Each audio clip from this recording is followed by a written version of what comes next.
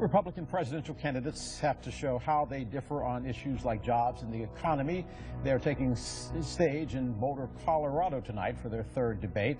There's also a new front-runner in the field. Ben Carson is now on top of the national polls over longtime #1 Donald Trump. I mean, I am second. It's not like terrible, but I don't like being second. Second is terrible to me. The crowded field of candidates have big differences on some critical issues, and some candidates have yet to take any position at all. Some of the key issues to keep an eye out for tonight: taxes, Social Security, Medicare, and where each candidate stands on the issue of international trade. James Richardson once spoke for and advised the Republican National Committee, as well as former Governors Haley Barbour and John Huntsman. He joins us from Atlanta this morning. Mr. Richardson, thanks for being with us. Round three. Good morning. All of the candidates saying the gloves are off. Is that a good strategy for the Republican Party? Well, I think it's a damaging strategy for Donald Trump. You know, for the last 3 months, Trump has led in every poll in Iowa. He's led in every poll nationally. And so the dynamic has shifted here, whereas previously Trump was the uncontested frontrunner. He was unchallenged in that role. But today he finds himself being flanked. Trump has now lost his lead in Iowa. He's now lost his lead nationally as of yesterday in the CBS poll. Ben Carson is 27% nationally.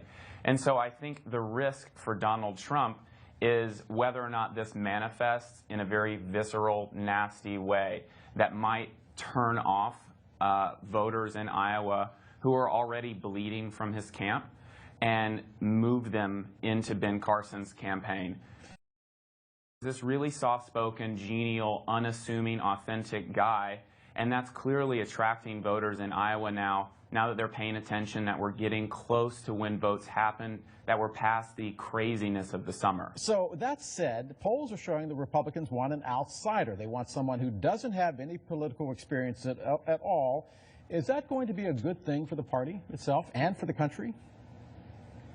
You know, this is something that actually confuses me and a lot of folks, why you would want someone with no experience in controlling the levers of power, in actually getting things done. I think once we get closer to it, what happens is voters typically follow their hearts in the early process. But let me push back on that. They surrender to their heads when they get close. But let me push back on that, because shouldn't someone point out to Republican voters that they control both houses of Congress? Well, we don't have the presidency, though, right now. You know, the presidency is really what drives everything in this country. You know, it's the single most powerful office.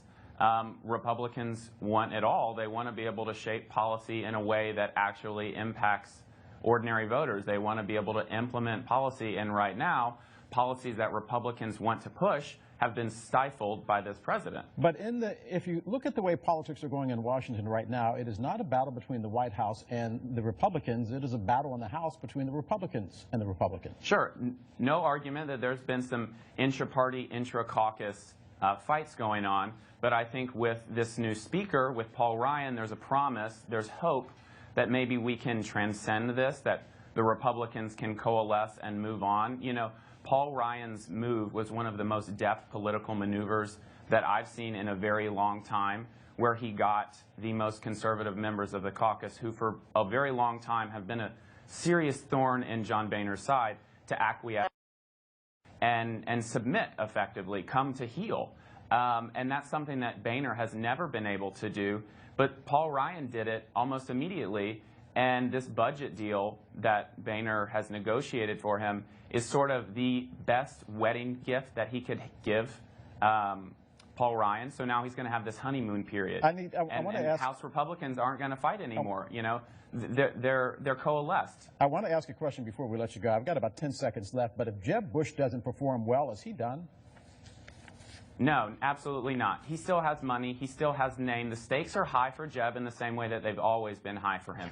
You know, he's really fallen victim to the expectations game, and whenever he doesn't meet expectations, it always hurts him. And in some ways, that's unfair, but I expect him to perform ably tonight. James Richardson joining us from Atlanta this